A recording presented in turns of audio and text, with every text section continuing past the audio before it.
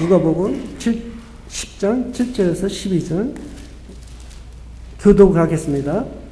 너희는 한 집에 머물러 있으면서 거기서 주는 것을 먹고 마셔라. 일꾼이 자기 싹을 받는 것은 마땅하다. 이 집 저 집 옮기다니지 말아라. 어느 곳에 가든지 사람들이 너희를 용접하거든 너희에게 차려주는 음식을 먹어라. 그리고 거기에 있는 병자들을 고쳐주며 하나님 나라가 너희에게 가까이 왔다 하고 그들에게 말하여라. 그러나 어느 곳에 들어가든지 사람들이 너희를 영접하지 않거든 그 거리로 나가서 말하기를 우리 밭에 묻은 너희 고울의 먼지를 너희에게 떨어버린다. 그러나 하나님 나라가 가까이 왔다는 것을 알아야 한다. 하여라. 너희에게 말한다. 그날에는 소돔이 그 고울보다 더 견디기 쉬울 것이다. 아멘. 이 시간 귀한 목사님을 저에게 보내주셔서 감사드립니다. 장종식 목사님 나오실 때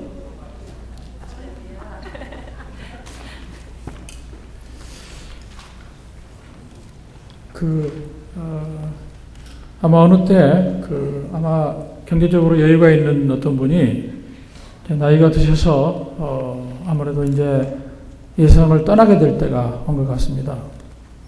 그래서 이분이 이제 워낙 재정적으로 풍부해서 그냥 가시기 쉽지 않았던 것 같아요.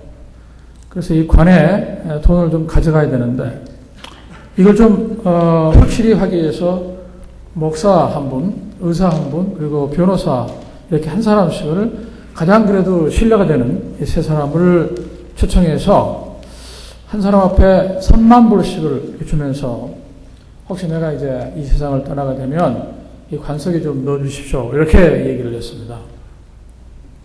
시간이 얼마 지난 후에 그야말로 이제 이분이 세상을 떠나게 됐고 그 퓨너럴 서비스 장례식에서 이 사람들이 이제 봉투를 하나씩 관속에 넣었습니다. 근데 이제 장례식을 다 마치고 세 사람이 이제 차를 타고 같이 오면서 그때 목사님이 아까 그 세 사람 나오는 목사님이 눈물을 흘리면서 다른 두 분에게 솔직히 고백합니다. 의사 선생님 그리고 변호사 선생님 내가 한 가지 고백할 것이 하나 있습니다. 다름이 아니라 제가 이 돌아가신 분한테 3만 불을 받았는데 그동안에 우리가 새 예배당을 지는 일이 생겨서 그 가운데 만불은 제가 교회 예배당을 짓는데 쓰고 나머지 2만 불만 제가 관에 넣었습니다. 이렇게 얘기를 했어요. 그 얘기를 한참 듣고 있다가 의사 선생님도 이제 얘기를 고백을 합니다. 어떻게 보냐면 목사님 제가 먼저 솔직히 사실 말씀 드려야 되는데 목사님 먼저 고백을 하셨나요? 저도 이제 제가 병원에서 새 기계가 필요해서 그 기계 산이라고 2만 불을 쓰고 제가 만불만 관에 넣었습니다. 이렇게 얘기했습니다. 그 얘기를 가만히 듣고 있다가 변호사가 대경 질책을 하면서 아니 그럴 수가 있습니까? 어떻게 그분하고 신실하게 약속을 했는데 목사님이 또 변호사가 의사 선생님 그럴 수가 있습니까? 저는 정확하게 3만 불짜리 수표를 넣었습니다. 아직도 이해가 안 가세요? 다른 분들은 다 현금을 넣었는데 이분은 수표를 넣었습니다. 관속에. 어쩌면 이 전문 직업인들이 점점 양심을 잃어가고 있는 이 모습을 풍자하고 있지 않나 이렇게 생각합니다. 원래 이 기독교의 뿌리는 유태교에서 사실 시작이 됐습니다. 근데 유태교는 이스라엘 백성들이 하나님을 믿는 그런 종교죠. 그러니까 예수님도 부모님을 따라서 유태교의 신앙을 따라서 처음에 가서 하나님 말씀을 듣기도 하고 또 심지어 이 공생애를 시작하면서 회당에 가서 강론도 듣고 또 직접 나중에 이 강론도 하셨습니다. 근데 우리가 성서를 읽으면 이 성서의 중요한 하나의 중요한 점을 발견하게 되는데 유태교에서 말하고 있는 하나님의 이미지하고 또 예수님께서 표현하고 있는 하나님의 이미지가 너무 다릅니다. 이 점을 우리가 놓쳐서는 안 됩니다. 유대교가 보여주고 있는 하나님은 아주 무서운 이 심판과 같은 심판자 역할을 하는 그런 이미지입니다.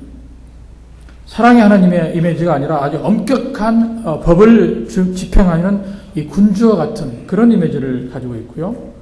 그래서 하나님의 자녀는 늘 벌벌 떨면서 하루 종일 어렵게 살아가는 사람이라 할지라도 이 빚을 내서라도 그 성전에 11조를 드려야 되고 또 비둘기라도 바쳐서 법을 내려주는 그 엄격한 하나님의 이미지를 갖게 되었습니다. 그래서 제사장들과 종교인들도 종교 지도자들도 엄격한 이 계율을 지키도록 일반 사람들에게 강요를 했습니다.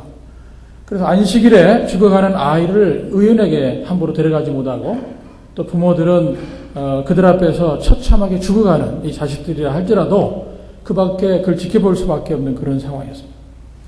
이것이 유태교가 갖고 있는 하나님에 대한 이미지였습니다.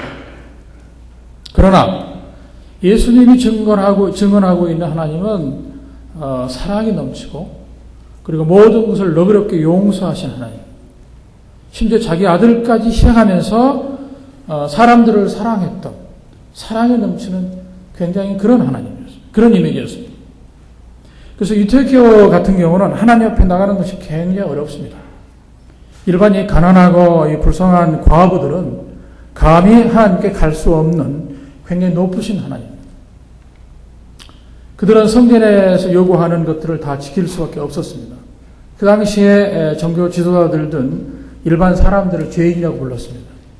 마태복음 11장에 보면 이 바리새파 사람들이 예수님을 먹기를 탐하고 포도주를 즐기는 사람이고 죄인과 세리와 친구였다고 표현했습니다. 그때 이 죄인이라고 하는 것은 일반 사람들, 성전의 법례를 지킬 수 없는 사람들을 죄인이라고 불렀습니다.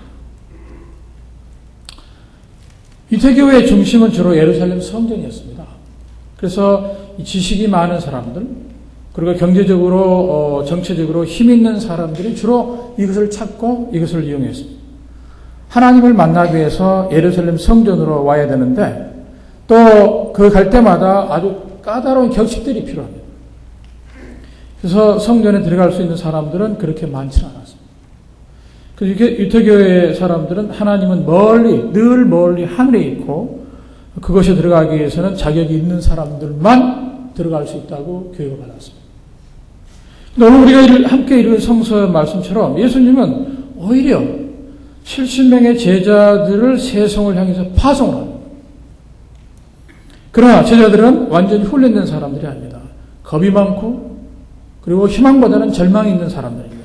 이런 갖추지 못한 사람들을 오늘 누가복음에 보면 세상을 향해 떠난 제자들을 어린 양이라고 표현해요. 이 헬라어로 보면 아덴이라는 것은 아주 여리고 그리고 자신감이 없는 사람들입니다. 자격이 없는 이 사람들을 세상을 향해서 파송을 하고 있습니다. 그래서 이 사람들을 어떻게 표현하면 마치 양을 이리 가운데 보내는 사람들 같은 심정으로 예수님께서 준비가 되지 않는 사람들을 세상을 파송하고 있는 거죠. 어떻게 보면 유태의 신앙으로 가득 찬 세상을 향해서 어린 양같이 아직 성숙하지 못한 이런 사람들을 여분의 신발도 없이 또 전대에 돈도 없이 지금 말하면 돈도 없고 아무것도 갖지 말고 가라. 힘없고 자격이 없고 절망과 가득 찬 이 사람들을 보낼 때 아무것도 갖지 말라. 이렇게 당부를 하면서 예수님의 제자들을 내보냅니다. 어쩌면 예수님께서 이 제자들을 파송하는 가장 큰 중요한 이유는 뭐냐면 그 당시에 유태인들이 믿고 있는 하나님의 나라에 대한 잘못된 인식을 바로잡기 위한 목적이 아니었을까. 유태인들은 하나님의 나라에 들어가려면 늘 청결해야 되고 깨끗해야 되는 제물을 준비해야 되고 안식일을 준비해야 되고 이런 모든 것들을 지키지 않으면 들어갈 수 없다고 가르친 그 유대인들을 향해서 예수님은 아직 아무것도 준비되지 않는 그 어린 양과 같은 사람들을 세상으로 파송시켰습니다. 우리가 그 당시에 이 서민들이 살고 있는 곳이 갈릴리라고 하는 곳입니다. 근데 이 땅에 살았던 사람들은 주로 소장농을 했던 사람들이고 그야말로 하루하루를 살아가는 사람들. 그러니까 이 사람들이 살고 있는 곳에 예수님께서 같이 오랫동안 그 사람들과 같이 계셨는데요. 근데 이 소작농을 했던 사람들이 그 농사를 지으면 대개 3분의 2 정도를 이런저런 명목으로 세금을 바치게 됩니다. 그래서 생활이 어려워서 많은 사람들이 강도로 이 돌변해서 정말 그 어려움들을 극복하기 위해서 이런 일을 했던 사람들이 갈릴리 사람들인데, 그래서 그걸 히브리어로 암하레츠, 땅의 사람들이라고 불렀습니다. 그만큼 어려운 사람들이 살고 있는 그곳에 예수님이 제자들을 파송합니다. 암하레츠의 사람들은 그 사람들이 있는 곳에 보내가지고 예수님 말씀대로 정말 어린 양과 같은, 누가의 말씀대로 어린 양과 같은 사람들이 이 부족한 제자들을 파송한 이 중대한 얘기를 오늘 하고 있는 것입니다. 그런데 예수님께서 제자들을 파송할 때 이렇게 얘기를 하셨습니다. 너희들은 가서 병자를 고쳐주고, 그리고 하나님의 나라가 그들에게 가까이 임했다는 것을 증언해라. 이것이 전부였습니다. 너희들이 그 사람들을 만날 때 병자들을 고쳐주고, 그리고 곧 너희들에게 하나님의 나라가 임한다라고 그렇게 가르치라고 얘기했습니다. 그 당시 유태인들은 아까도 말씀드린 것처럼 하나님의 나라는 자격이 있는 사람, 그리고 청결법을 지키는 사람들이 마치 여행을 멀리 떠난 사람처럼 하늘 위로 올라간다고 가르쳤지만, 예수께서는 하나님의 나라가 너희들 가까이 있다는 것을 가르치라고, 증언하라고 이렇게 말씀하시면서 이 사람들을 파송해 왔습니다. 우리가 질문해 봅니다. 또 예수님이 말씀하시는 하나님의 나라라고 하는 것이 병을 고치는 것과 어떤 관계를 갖고 있을까? 유대인들이 모든 사람이 믿었던 저 높은 것에 있는 하나님, 그리고 모든 사람들은 자격이 있는 사람들을 통해서 그런 훈련받은 사람들만 올라가는 그곳. 근데 예수님은 아니다. 자격이 없는 사람들을 그 어려운 함 아래치에 파송하면서 너희들은 할 수 있으면 병을 고쳐주고, 그리고 선을 내라. 하나님의 나라는 너희들 것이라고. 중요한 의미를 갖고 있다는 것을 우리가 기억해야 됩니다. 말하자면 하나님의 나라는 어떤 지리적 개념이 아니라 정말로 형식이 아니라 삶의 진실된 내용과 가치가 있는 것이 하나님의 나라고, 또 하나님의 나라는 이런 것과 관련되어 있다는 것을 예수님께서 자격이 안 된 제자들을 파송하면서 말씀하고 있다는 것을 우리가 다시 한번 생각할 필요가 있습니다. 말씀대로 하나님의 나라는 공간적 개념이거나 지리적 개념이 아닙니다. 하나님의 나라가 멀리 있다 가까이 있다고 하는 것은 시간적으로 공간적으로 가까이 있다는 것이 아니라, 하나님의 나라가 가까웠다고 하는 것은 하나님의 나라의 목적이 가시화되고 하나님의 나라가 구체화되기 시작되는 그곳에 하나님의 나라가 이루어지기 시작한다, 이런 말씀입니다. 물론 우리가 죽어서 천당 갈 수 있고 하나님 나라가 따로 있습니다. 그러나 이미 우리는 정말론적으로 본다면 하나님 나라가 멀리 있는 것이 아니라 이미 예수 그리스도를 통해서 시작됐고, 예수님은 바로 그걸 증언하고 계십니다. 하나님의 속성이 이루어지는 그곳, 하나님의 공의가 이루어지고 하나님의 평화가 이루어지고 하나님의 화해가 이루어진 그곳에 이미 하나님의 나라는 시작됐다는 것을 예수님께서 우리에게 선언해 주고 있는 것입니다. 말하자면 하나님의 나라는 어려운 사람들이 행복을 느끼고, 병자들이 고통에서 회복이 되고, 싸움을 했던 공동체가 화해를 하고, 그리고 하나님의 뜻이 반영되는 그곳을 향하여 하나님 나라가 가까이 다가왔다는 그런 일입니다. 우리 여러분 구약 성서를 보면 늘 하나님의 이 백성들이 하나님의 임재를 느끼기도 하고 그렇지 못했던 부분을 우리가 알 수가 있는데, 그 가운데 유명한 아주 중요한 히브리 단어가 있습니다. 셰케나라는 단어입니다. 이 셰케나라는 단어는 거주하다 혹은 기거하다, 또 하나님의 집, 이런 뜻입니다. 근데 아시다시피 우리가 BC 587년도에 이스라엘 백성들이 바벨론을 통해서 멸망을 했고, 그리고 그때 성경이 다 파괴되어 버렸습니다. 그리고 이스라엘 백성들의 일부가, 중요한 사람들이 바벨론 포로로 잡혀가게 되었습니다. 그때 이 사람들이 물었던 게 Where is 셰케나? 하나님의 집이 어디 있는가? 이렇게 물었어요. 하나님의 집이 이미 다 파괴됐습니다. 그 장막들 혹은 성전들은 다 파괴되어 버렸습니다. 그리고 포로로 잡혀가는 이 와중에 하나님의 거하시는 곳이 어디 있습니까? 이렇게 이 사람 하소를 했습니다. 그러나 분명한 사실은 하나님의 백성들이 그 당시 이스라엘 백성들이 몰랐던 것이 하나 있습니다. 하나님은 성전에만 계신 것이 아니라 이스라엘 백성들이 아파하는 곳에, 그들이 고통을 당하는 곳에 그들과 함께 있다는 사실을 이 사람은 깨닫지 못했습니다. 셰키나는 하나님의 집은 성전에만 있는 것이 아니라 이스라엘 백성들이 고통을 당하고 힘들어하는 바로 그것이 하나님이 그들과 함께 있음을 그들이 인식하지 못했습니다.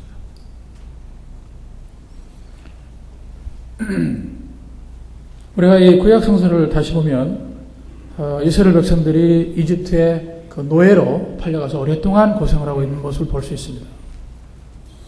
근데 그 동안에 하나님께서 이 호렙산에서 모세를 컬링합니다. 부르십니다. 그때 모세가 하나님의 부르심을 소리를 달아서 이게 따라가 보니까 저쪽에 조그만 관목 하나 이렇게 불이 타고 있는 모습을 볼 수가 있습니다. 그때 하나님께 모세가 그 관목을 가까이 가면서 거기서 들려온 하나님의 모습을 듣습니다. 근데 그 당시 여러분들이 관목이라고 하는 것은 떨기나무인데, 떨기나무는 어떤 나무냐면 이게 아침에 햇빛이 비치면 이게 금방 타버립니다. 그러니까 한 30초 정도 타버리고 또 졌다가 그 다음날 다시 이렇게 올라오고.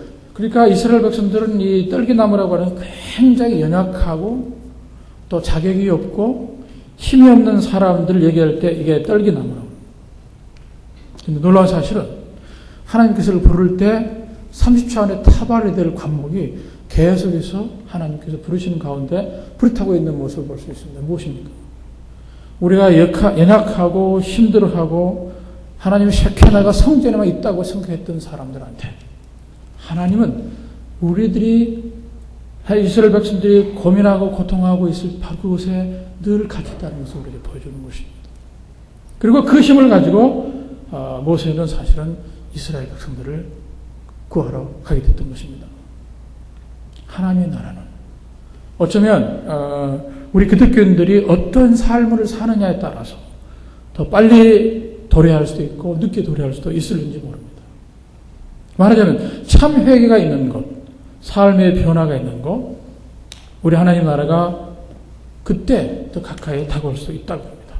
예수님께서 12 제자를 이 세상에 파송을 하신 것이 이 하나님의 나라, 말하자면 정의롭고 또 평화스럽고 화해하고 이런 것들이 구체화되는 하나님의 그 나라가 바로 효력이 있는 것이고 또 그것을 통해서 제자들에게 또 이스라엘 백성들에게 하나님 나라에 가까우심을 그들에게 알려주는 것 같습니다.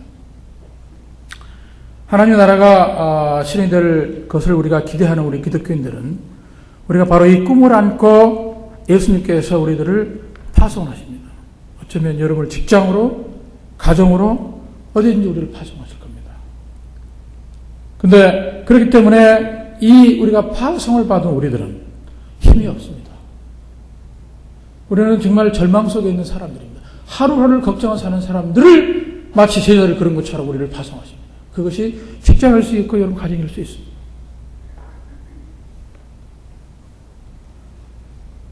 어쩌면 좀 어렵지만 하나님의 공의를 지키도록 불쌍한 이웃들을 그들이 누구인가를 바라볼 수 있도록 이 과정을 통해서 구체적으로 하나님의 속성들이 우리를 통해서 조금씩 실현되기를 기대할지도 모릅니다. 그것이 어쩌면 하나님 나라에 대한 경험이고 하나님 나라가 가까이 있다는 표현일지도 모르겠습니다. 그렇기 때문에 우리가 약하기 때문에 우리가 기도해야 되고 말씀을 더 배워야 되고 영성이 더 필요한 공동체가 우리가 되어야 될 줄 압니다. 옛날에 우리가 여러 가지 얘기 가운데 존경하는 그 랍비 시몬에 관한 얘기를 하겠습니다. 어느 날 이 존경받는 랍비 시몬이 나중에 자기가 천국 가게 되면 자기 자리는 어디쯤 될까를 궁금했어요. 그래서 하나님께 기도했습니다. 하나님, 내가 천국에 가면 저희 자리는 어딜까요? 굉장히 궁금합니다. 그렇게 기도하니까 한참 후에 하나님께서 이렇게 대답을 했답니다. 아마 너의 자리는 백정이 뭔지 아시죠? 이 그 백정 고깃집에서 일하는, 고기를 써는 그 백정 옆에 네 자리가 있다고 이렇게 얘기를 했답니다. 그러니까, 이 존경받는 라피 시몬이 깜짝 놀랐어요. 백정 옆에 네 자리가 있다? 그렇게 한편으로는 의아해하고 또 불쾌하면서 그 백정이 누구일까? 하나님께 도대체 어떤 사람인데 그 백정 옆에 네 자리가 있다고 이렇게 말씀하시는지 궁금해서 이렇게 조용히 그 말씀하시는, 하나님이 말씀해 주시는 백정이라는 곳을 가봤습니다. 가서 이렇게 한 번 보고 두 번 보고 이렇게 보면서 그 백정하고 대화를 하기 시작했어요. 그래서 친해져서 그 백정에게 물어봤습니다. 당신은 하나님의 나라가 어디 있다고 생각하세요? 그리고, 당신은 도대체 무슨 선한 일을 하십니까? 이렇게 물어봤어요. 그랬더니 그분이 하는 얘기가, 글쎄요, 하나님 나라가 어디인지 잘 모르겠네요. 그리고 저는 사실, 하나님 성서를 잘 모릅니다. 성서를 까막 눈이라 성서를 읽지를 못합니다. 나는 하나님 나라가 어딘지 전혀 모릅니다. 그럼, 아니, 무슨 선한 일을 하셨습니까? 선한 일 한 것도 없어요. 그런데 그때 말한다면, 저는 이걸 했습니다. 두 가지를 했는데, 하나는 내가 이 손님들한테 최고의 고기를 팔기 위해서 다른 사람보다 일찍 일어났습니다. 그래서 다른 사람이 팔지 않는, 사기 전에 가장 좋은 것들을 가져와서 팔았습니다. 그리고 두 번째는 뭐냐면, 제가 경제적으로 조금 여유가 있으면, 이 동네 어려운 사람들이 많아서 그 사람들에게 고기를 나눠줬습니다. 그리고 한 가지를 더 했는데요. 재앙이 나서 참 어려운 사람들이 많을 때 저는 제 재산의 일부를 팔아가지고 그 사람들을 도와서 이거 다 합니다. 저는 좋은 일도 해본 적이 없고 성경이 어디 있는지, 하나님 나라가 어디 있는지도 모르고 또 성경을 까막눈에 읽지 못합니다.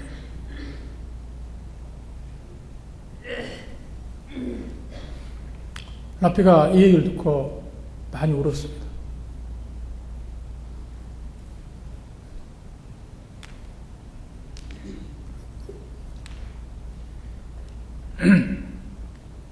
그래서 라피가 하는 얘기가, 자기는 사람들을 날 존경하고 성서에 대해서 나보다 더 많이 하는 사람이 없고, 그렇게 해서 자기는 하나님 나라가 다른 높은 데 있는지 알았는데, 그 하나님 나라가 그것이 멀리 있는지 알았는데, 제가 이 부족한에 일하는 백정을 보면서 하나님 나라는 정말 가까이 있다, 이걸 알게 됐다고 얘기를 했습니다. 여러분 어떻습니까? 하나님 나라가 어디 있습니까? 한 가지만 제가 얘기를 하고 마치도록 하겠습니다. 어느 유명한 수도사가 있었는데요. 이 수도사는 진리를 추구하는, 그래서 그 밑에는 참 많은 제자들이 와 있었습니다. 진리를 탐독하고 또 깨닫기 위해서.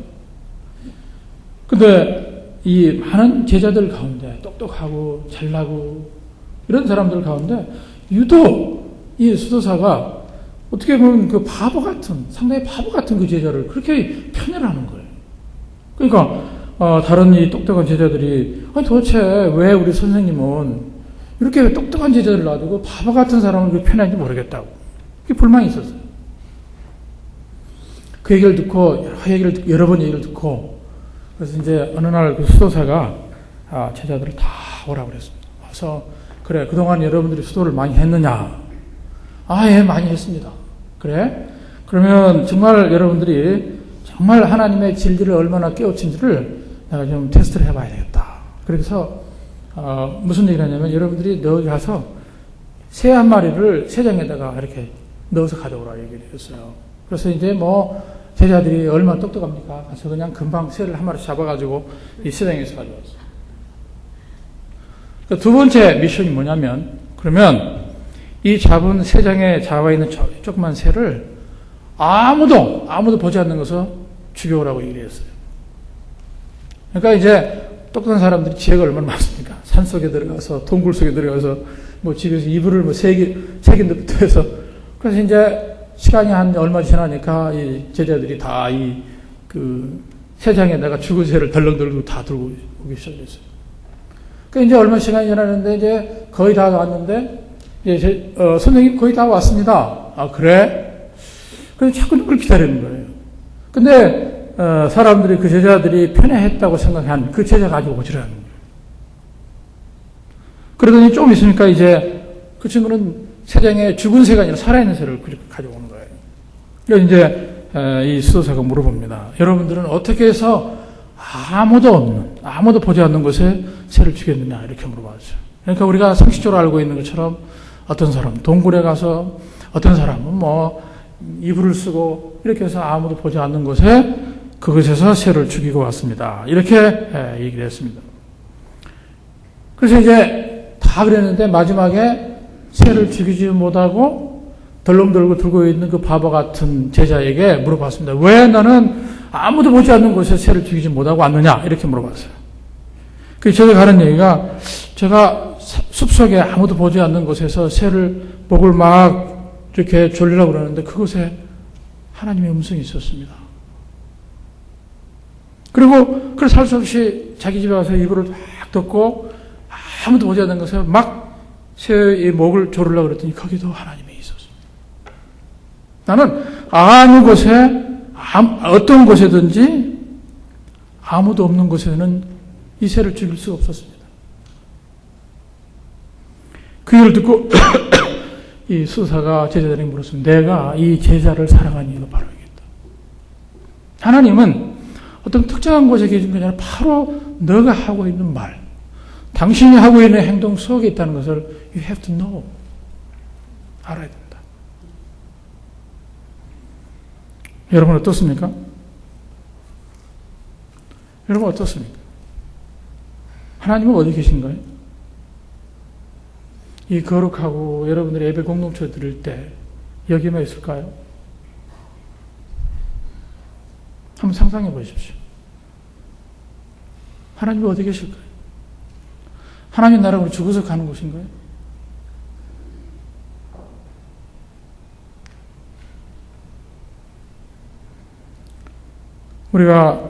우리 모두가 사실 어린 양처럼 굉장히 연약합니다. 하루하루 생활 걱정해야지. 그런데 그런데도 불구하고 예수님께서 그 절망 속으로 우리를 파송하십니다. 그것이 가정일 수 있고 직장일 수 있고.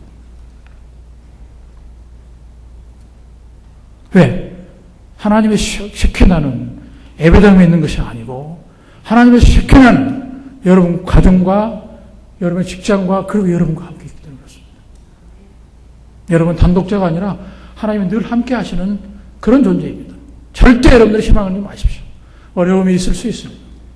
그러나 예수의 제자들을 준비되지 않는 사람들을 그 척박한 곳에 보냈을 때 이유가 있는 것처럼 하나님께서 예수 그리스도가 여러분을 보낼 때는 절대 혼자 두질 않습니다. shekinah, 하나님의 집은 하나님의 거주하심은 따로 있는 것이나 우리의 삶과 함께 있다는 것을 기억해야 됩니다.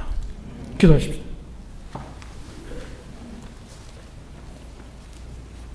사랑의 하나님, 우리는 연약한 존재입니다. 근데 우리 가정으로 파송하시고, 우리 직장으로 파송하시고, 그리고 사람들이 있는 곳으로 파송합니다. 마치 모세가 두려워서 이스라엘 백성들을 구하지 못한 그런 것처럼 말입니다. 그때 떨기나무가 계속 불이 타고 있는 곳에 하나님이 부르시고, 예수님께서 준비되지 않는 70명의 제자들을 12명의 제자들을 보내신 것처럼 우리를 보내셨습니다. 떨고 있는 나, 절망하고 있는 나, 준비되지 않는 나를 보내실 때 우리가 기억해야 될 것은 하나님의 나라는 멀리 있는 것이 아니라 나와 함께 있고, 그리고 하나님의 집, 거기 거하시는 하나님은 나와 함께 있음을 저희들이 깨닫는 시간이 되게 해 주시옵소서. 그래서 우리가 절망 가운데 어려운 환경 가운데 우리를 파송할 때 당당하게 갈 수 있도록 주님 도와주시옵소서. 예수 그리스도 이름으로 기도합니다. 아멘.